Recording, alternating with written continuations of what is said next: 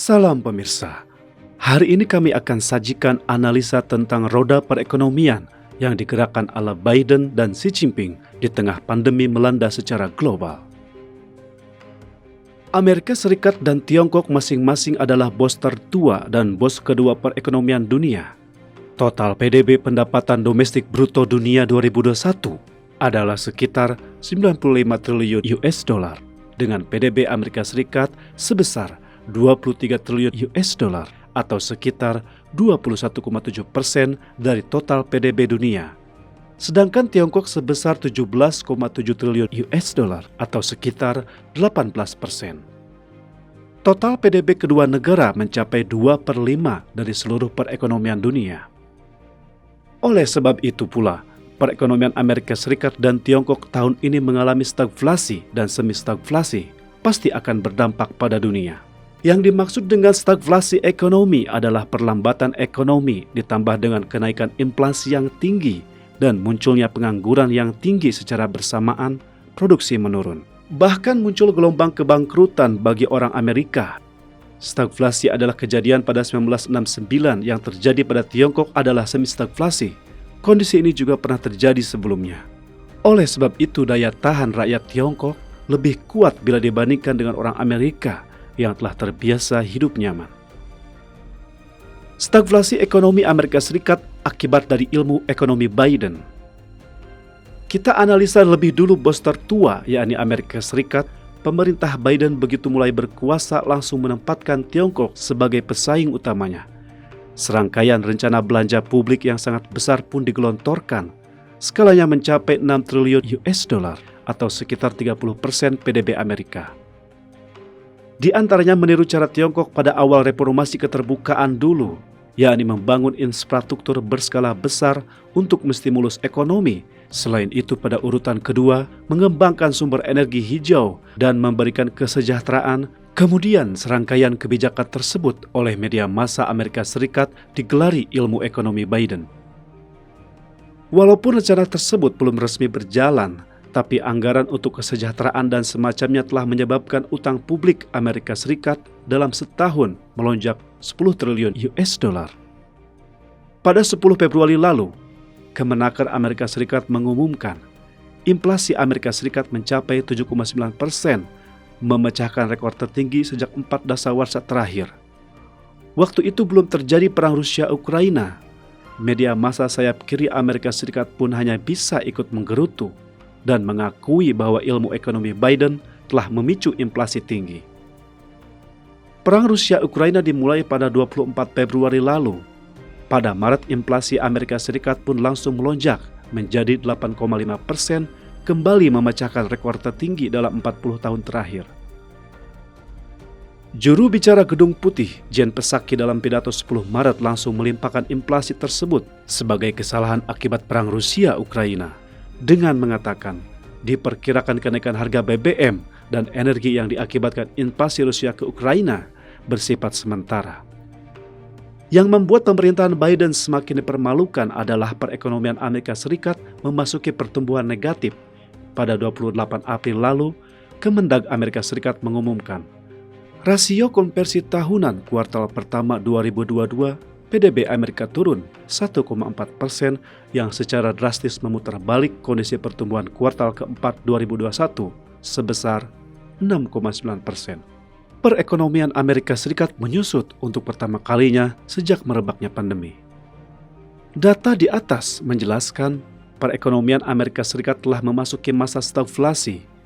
Penyebab stagflasi sangat jelas, yakni sejak 2020, kebijakan Amerika Serikat menstimulus perekonomian dengan mencetak uang dalam jumlah besar. Dengan harapan uang yang dicetak dalam jumlah besar itu dapat secara langsung memberikan kesejahteraan bagi warganya dan membuat belanja pemerintahan menjadi besar agar dapat merangsang pertumbuhan ekonomi.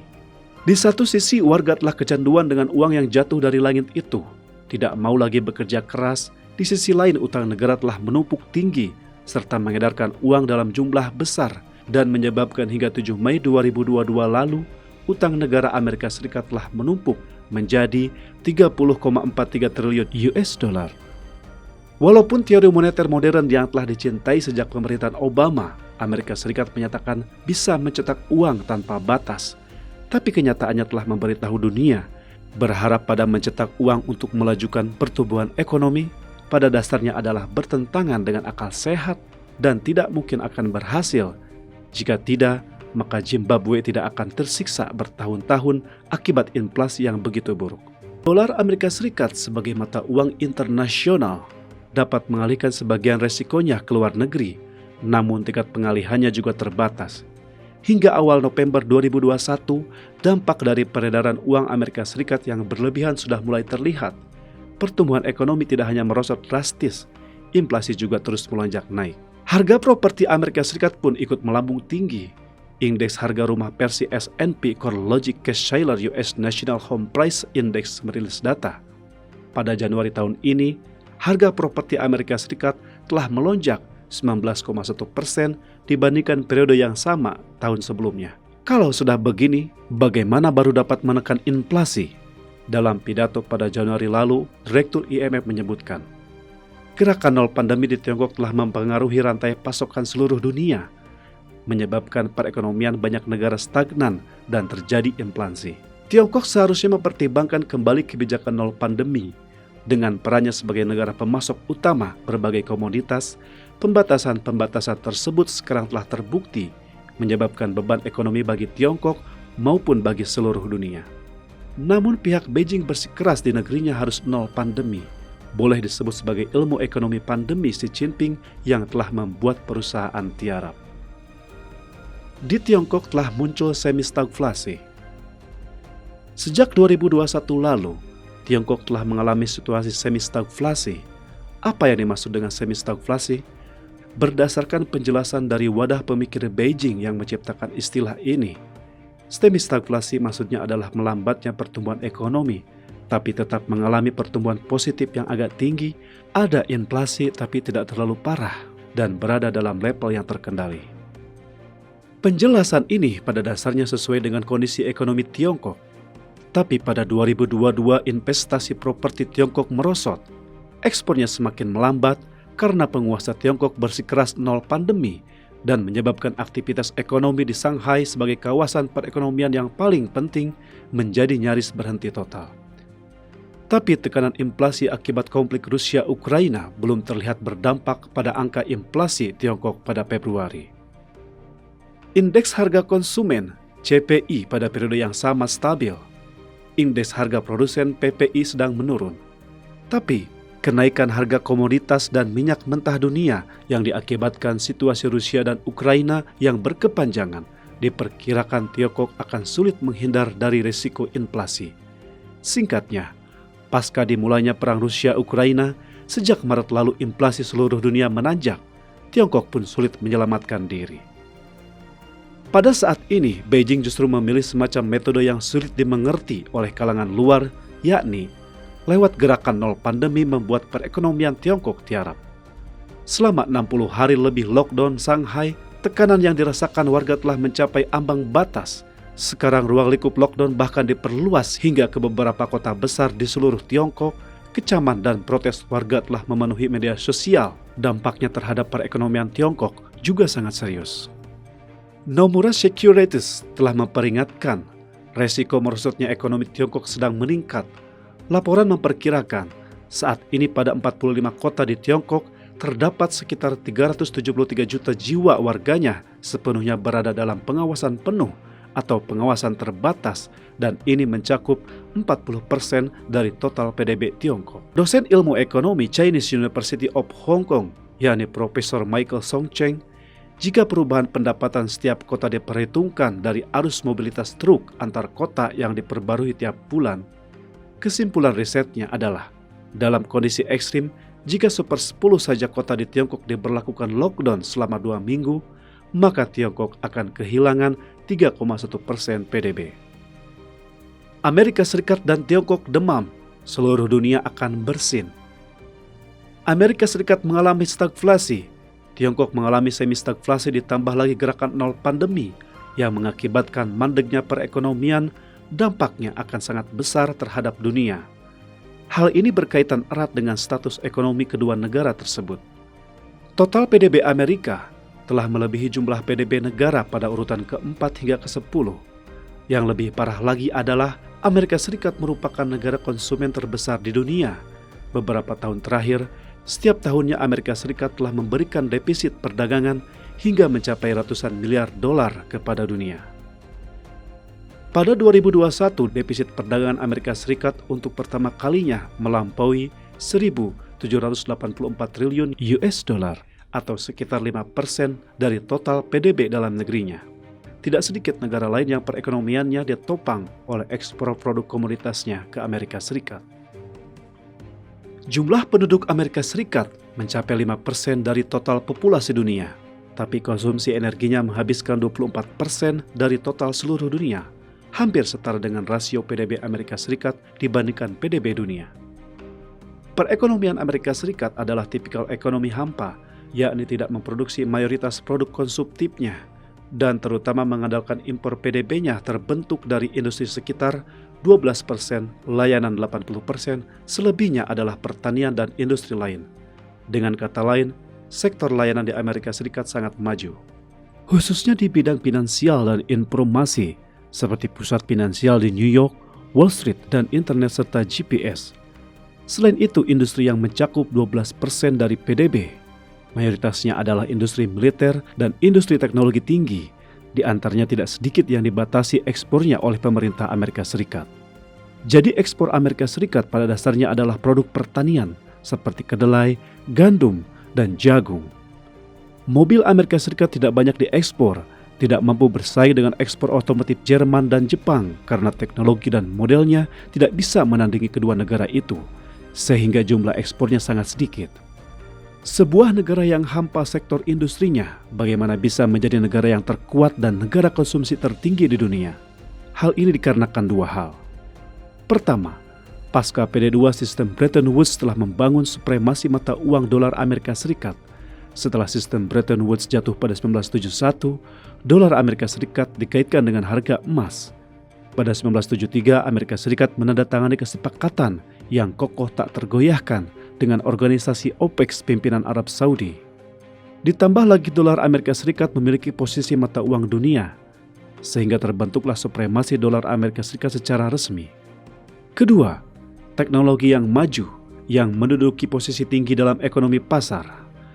Menurut data Intellectual Property and US Economy 3RD Edition yang dirilis Maret lalu oleh Kantor Paten dan Merek Dagang Amerika Serikat USPTO, aktivitas kekayaan intelektual Amerika Serikat pada 2019 mencapai 41% dari total aktivitas ekonomi dalam negeri Amerika Serikat dan telah menciptakan 63 juta lowongan kerja atau sekitar 44% dari keseluruhan lapangan kerja di Amerika Serikat.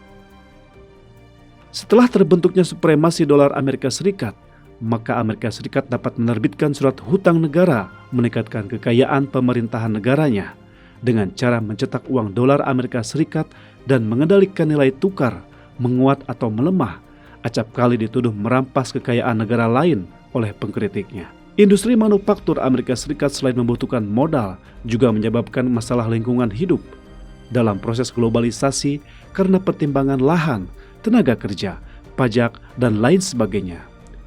Industri ini pun hengkang ke negara lain yang lebih murah biayanya. Lalu bagaimana dengan produk konsumtif yang dibutuhkan oleh warga Amerika Serikat? Impor. Jadi perekonomian Amerika Serikat pun membentuk defisit perdagangan yang begitu besar. Laju pertumbuhan ekonomi Amerika Serikat sekarang ini adalah minimal 1,4%. Hal ini pasti berdampak pada daya beli warga Amerika Serikat yang lebih lanjut akan berdampak pada perekonomian dunia. Baik Amerika Serikat maupun Tiongkok selama hampir 20 tahun terakhir telah terbentuk saling ketergantungan secara ekonomi. Dalam waktu dekat kedua negara ini tidak akan dapat saling melepaskan keterikatan tersebut. Dengan semakin memburuknya hubungan kedua negara, ekspor Tiongkok terhadap Amerika Serikat pada 2021 naik 27,5%. Pada 2021, surplus dagang RRT mencapai 676,4 miliar US dollar. Di antaranya surplus dagang Tiongkok terhadap Amerika Serikat mencapai 396,58 miliar US dollar. Selain merupakan negara pengimpor sumber energi terbesar di dunia, Tiongkok juga merupakan negara pengekspor produk harga murah terbesar dunia. Besarnya kebutuhan Tiongkok akan sumber energi bahkan membuat Tiongkok merasa memiliki otoritas untuk menentukan harga, pemikiran yang mirip dengan Uni Eropa ketika memberi sanksi terhadap Rusia. Sekarang Tiongkok tiarap akibat gerakan nol pandemi. Media massa telah mempublikasikan tidak sedikit artikel yang mengkritik cara seperti ini telah menimbulkan dampak negatif terhadap perekonomian dunia. Surat kabar New York Times pada 5 Mei lalu merilis artikel yang menyebutkan The era of cheap and inflation might be ending. Era barang murah dan melimpah mungkin telah berakhir. Total volume ekonomi Amerika Serikat dan Tiongkok menyumbang sekitar 40% dari total dunia. Kini ilmu ekonomi Biden dan ilmu tiarap nol Xi Jinping telah muncul bersama dan dampaknya terhadap ekonomi berbagai negara di dunia terlihat dengan jelas. Kali ini berbeda dengan krisis keuangan Amerika Serikat pada 2008. Ketika itu ekonomi Tiongkok sangat bertumbuh dengan pesat. Dunia menganggap Tiongkok sebagai bahtera Nuh dalam menyelamatkan ekonomi dunia. Wen Jiabao, Perdana Menteri saat itu juga terhitung telah memenuhi harapan dunia. Ia menginvestasikan 5 triliun US dollar untuk menyelamatkan pasar. Pemerintah daerah juga meminjam dan menginvestasikan 20 triliun US dollar dana pendamping. Dana-dana tersebut telah mengalir ke pasar properti dan telah mempertahankan kebutuhan permintaan yang kuat untuk lusinan material bangunan seperti sumber energi, baja, kaca, komposit aluminium. Negara-negara pengekspor sumber daya dunia dan produk industri barulah dianggap telah menstabilkan ekonomi. 1 tahun kemudian barulah Amerika Serikat memperoleh pijakan dan ekonomi dunia terus mempertahankan pertumbuhannya. Ilmu ekonomi Biden ditakdirkan menjerumuskan ekonomi Amerika Serikat ke dalam stagflasi. Sedangkan ilmu ekonomi perang epidemi Xi Jinping telah meniarapkan ekonomi Tiongkok. Sekarang ini dunia agak tercengang, tetapi tidak dapat berbalik untuk sementara waktu. Semuanya beranggapan bahwa setelah perang Rusia-Ukraina berakhir, dunia masih dapat kembali ke kondisi indah dan tenang seperti dahulu kala. Sesungguhnya justru di dalam 2 tahun terakhir ini, ekonomi dan politik Amerika Serikat telah melewati beraneka ragam kesulitan. Jika tidak menyadari hal ini, tentu tidak akan mampu menilai situasi internasional secara akurat. Cukup sekian dulu topik kita hari ini. Terima kasih atas perhatiannya.